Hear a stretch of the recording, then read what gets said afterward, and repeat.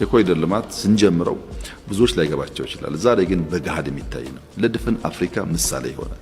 የአፍሪካ መሪዎች በርካታ ሚኒስትሮቻቸውን እየላኩ ልምድ የሚቀምሩበት እንዴት ሰራችሁት? ገንዘቡ ከየት መጣ? ዲዛይኑ ከየት መጣ? ሰራተኛው የማይጠየቅ ጥያቄ የለም። ዋናው በምናብ ማየት፣ መጨከን፣ መወሰን፣ መትጋት ነው።